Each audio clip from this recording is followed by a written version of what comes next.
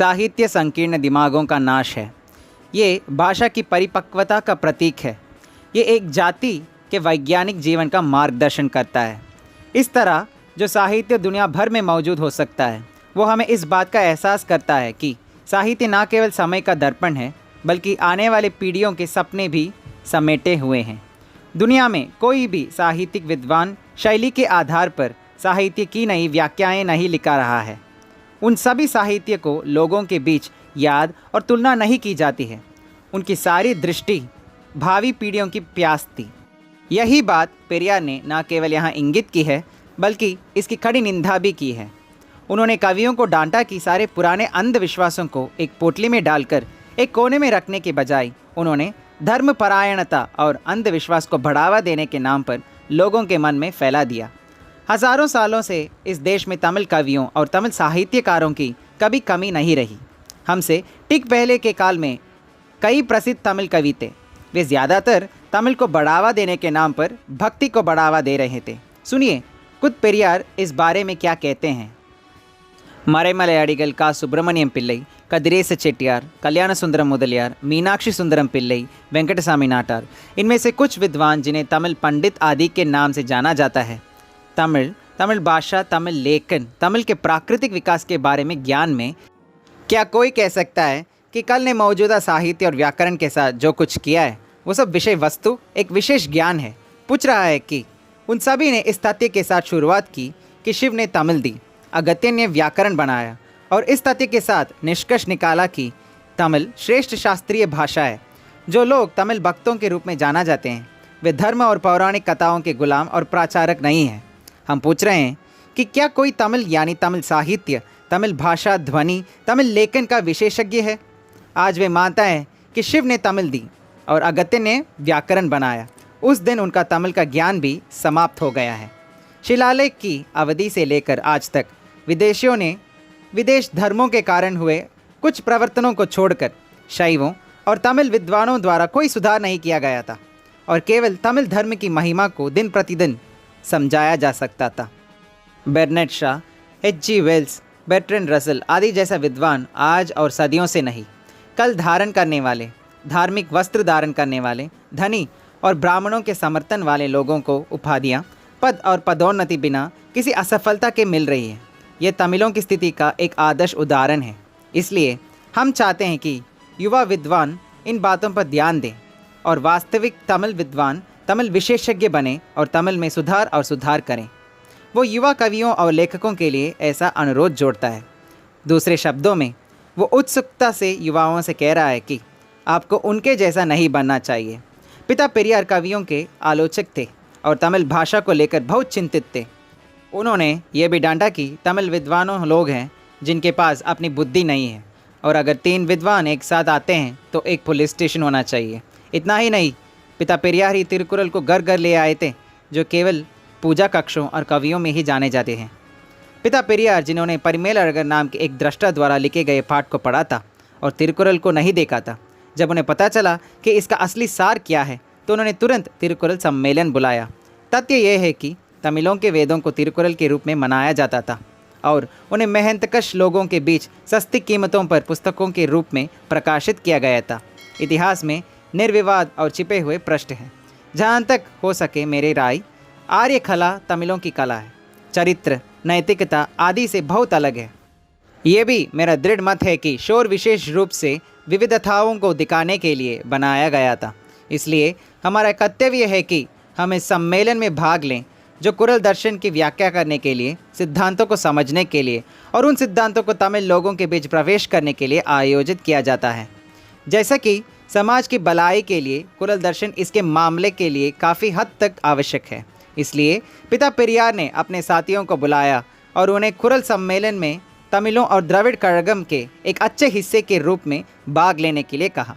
पेरियार ने तिरुकुरल को आर्य वेद, शास्त्र और पुराणों के खिलाफ तमिलों का नैतिक मार्गदर्शक घोषित किया है।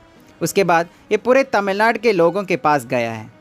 हाँ, 15 जनवरी 1949 चेन्नई ब्रॉडवे पर सुबह 9 बजे सम्मेलन सचिव कॉम TT 2 दिवसीय सम्मेलन की शुरुआत सरकार के परिचयात्मक भाषण से होगी।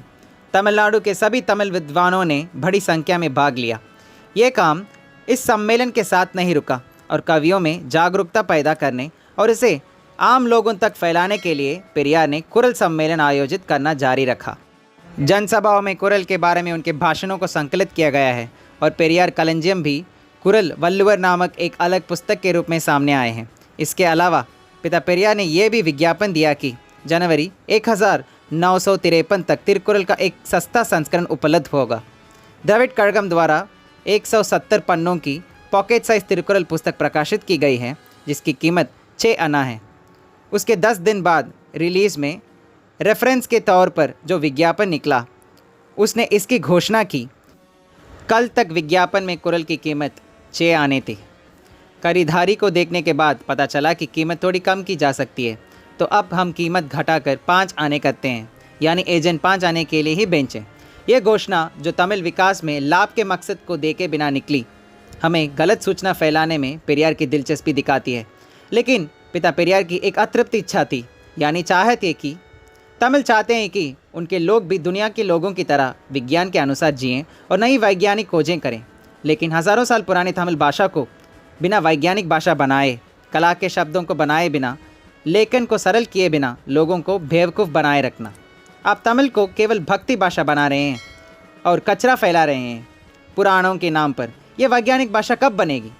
पेरियार इस चिंता से दुखी थे कि तमिल में विज्ञान के लिए नए खलास शब्द कैसे बनाए जाएंगे और संबंधित चिंता थे।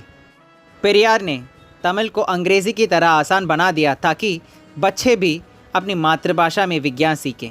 उन्होंने गहराई से सोचा कि इसे कैसे संभव बनाया जाए। नतीजतन पिता पेरियार ने शोध किया और दिखाया कि तमिल अक्षरों को अंग्रेज़ी से सिर्फ 24 अक्षरों तक कम किया जा सकता है। पिछले 2000 सालों में पिता पेरियार जैसे तमिलों को ध्यान देने वाला कोई नहीं हो सकता। तमाम आपत्तियों की चिंता किए बिना कोई कहने की हिम्मत नहीं करता, कोई करने की हिम्मत नहीं करता। अरे शिवन की तमिल चली गई। उन्होंने तमिल वर्णमाला की सुंदरता और उच्चारण को खराब किए बिना केवल 24 अक्षरों में संक्षिप्त कर दिया। तमिल टाइपिंग सीखने वाले ये अच्छी तरह जानते हैं कि कंप्यूटर कीबोर्ड पर आज मौजूद सभी वर्णों को फिट करना कितना मुश्किल है। पेरियार भाषा को सरल बनाने के लिए दृढ़ थे ताकि तमिल दुनिया के वैज्ञानिक ज्ञान के साथ प्रतिस्पर्धा कर सकें। ये उस दृढ़ संकल्प की अभिव्यक्ति के रूप में है कि विश्व भाषाविद तमिल को उस खोंड से देखकर आधुनिकीकरण कर रहे हैं जिसके बारे में दुनिया के सभी भाषाविद नहीं सोचते हैं। यह हमारा भाग्य है कि दुनिया के किसी भी विद्वान ने कभी इस तरह के भाषाई सुधार को प्रकाशित नहीं किया है और ना ही प्रकाशित कर सकता है। मेरा मतलब यह है कि पेरियार की सोच के अनुसार अगर तमिल के सारे अक्षरों को सुधार किया जाए तो कुल 24 अक्षर हो जाएंगे और उच्चारण कहीं नहीं बदलेगा। पिता पेरियार कहते थे कि अगर तमिल, जो आज कंप्यूटर कीबोर्ड के लिए सबसे चुनौतीपूर्ण भाषा है, को इस तरह से बदल दिया जाए कि बच्चे भी इसे बिना किसी कठिनाई के पढ़ना पसंद करते हैं, तो अंग्रेज़ी की तरह तमिल भी विश्व मंच पर सुमे होगी। काश तमिल लिपि को ठीक करने के डर से और कोई आगे ना आने के कारण उन्होंने सरकार को स्वीकार्य बनाने के लिए अपने प्रिंटिंग प्रेस में इन सारे अक्षरों को खुद से सुधार किया। आज हम सब जिस तरह से लिखते हैं और उस पर अमल करते हैं वो खुद पेरियार की वजह से है और इस बात को कभी नहीं भूल सकते हैं। तमिल अक्षरों को ऐसे सुधारने के कारण क्या तमिल खराब हो गया या इसका अर्थ बदल गया है? पेरियार ने हमें पूरा पत्र बदलने के लिए कहा और इसे सरल करें। मैं आपको चुनौती देता हूँ, क्या आप मुझे कम से कम एक इंसान दिखा सकते हैं जिसने तमिल में पिता पेरियार की तरह कहा गया है?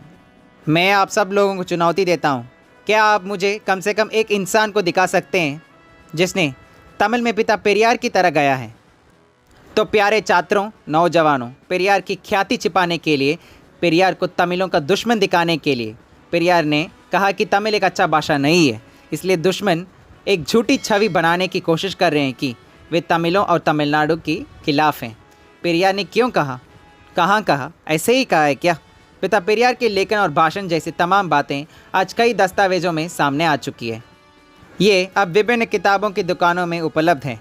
जब तक आप पेरियार के भाषण और लेखन को सीधे पढ़कर या चुने हुए पेरियार शिक्षकों से संदेह पूछकर ज्ञान की स्पष्टता प्राप्त नहीं करना चाहते, मैं युवाओं से विनम्र निवेदन करता हूँ कि आप समाज में दुश्मनों द्वारा फैलाई जा रही बदनामी और अफवाहों पर विश्वास ना करें। धन्यवाद।